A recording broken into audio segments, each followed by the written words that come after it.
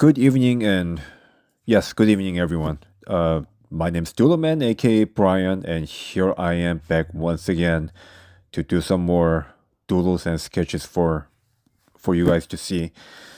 So yeah, as a 2026 rolls in, I've decided to challenge myself, or should I say, re-challenge myself to a Loomis drawing method once again.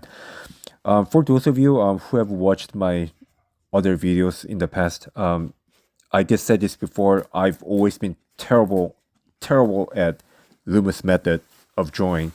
So I've decided to once again just kind of re-challenge myself to see just how far I can go with Loomis method. So yeah, um, I've always been trying to stay true to like Bridgman method because just because it was just a for me personally, it was easier for me to understand compared to a Loomis method.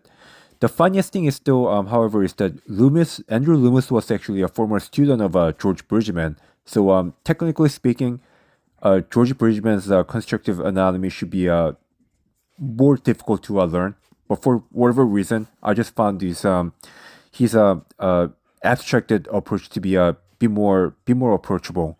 So yeah, I've been just kind of practice on the George Bridgman's constructive anatomy for the last couple of years, which I'm kind of struggling with, but it's definitely for me was easier for me to understand than comparing to a Loomis drawing method.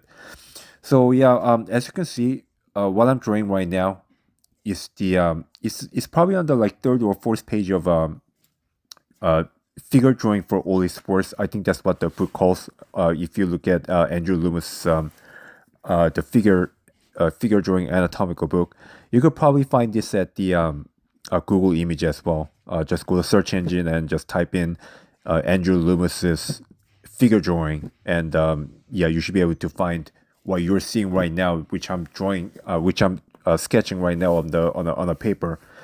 So yeah, so start from this. I'm gonna be also keep on like challenging myself on the other Loomis drawing method until I feel confident enough. So this is just one of these one of the um the first video that I'm gonna be making at the moment. So yeah, I'll just keep my mouth shut for now and let the doodle speak for itself. So guys, thank you so much for watching. And I know that this sort of a video is not gonna give me a lot of views, but still I'm doing this for the educational purpose for myself, and I hope you find this educational for yourself as well. So thank you so much for watching, and I'll see you guys next time.